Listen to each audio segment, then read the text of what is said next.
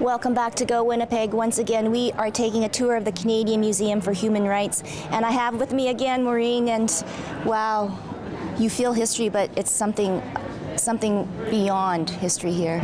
I think it is, and I think the building really helps get that feeling across, because the building's meant to be part of the experience, that you're part of something bigger than yourself, that you're open to different perspectives and thought and conversations. So the exhibits are powerful, and the building just kind of dances with them. So where are we now? This is the Examining the Holocaust Gallery, and so it's an entry point to a suite of 3 galleries that focus on genocide, mass atrocity, and the international response to those things. What would be, I guess, the importance in this gallery?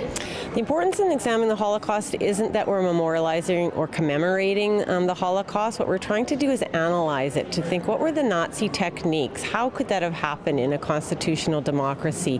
What are the similarities in what the Nazis did to what's happened in genocides around the world before and since, including Indian residential schools?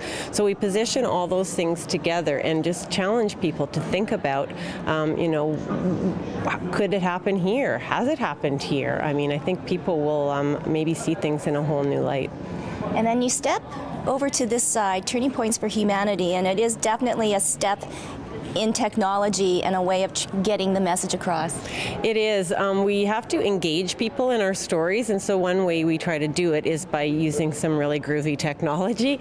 And this has been compared to an Xbox Connect. Okay, do you want to try? Okay, so just stand in the light and now point into one of the black boxes that of a topic of your choice. Inside, hold your arm in there. Good, and now a narrator comes up and tells you a little bit about the story, in this case, women's rights. And then there are 2 videos that go with women's rights, and you can point at whichever one of those you want. Point and hold. And then the video starts. And this video is about women in Saudi Arabia who are driving, which is normally not allowed. Now we're in Breaking the Silence Gallery, which is dedicated to looking at mass atrocity and genocide from around the world, to how do we combat denial and minimization? How do we break the silence and speak about those things so that we can all prevent them from happening?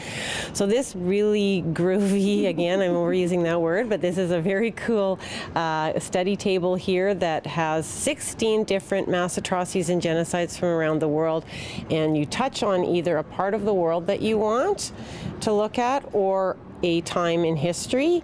In this case, it's calling up the Rwandan genocide. So we can look, we find out something about it, an introductory statement, and then it examines the buildup, the violation, distortion and denial, and then efforts to break the silence. And in each component, there's more photos and information. In the case of Canada, what the story is about Indian residential schools. And we've deliberately positioned Indian residential schools in with these mass atrocities and genocides and treated in the same way, because we think that people want to discuss Indigenous genocide in those terms. We think that many people consider residential schools to be a form of cultural genocide, and we want to encourage that discussion. So we directly in the last piece of information in this exhibit actually encourage people to discuss what they think about that. Truly amazing, Maureen.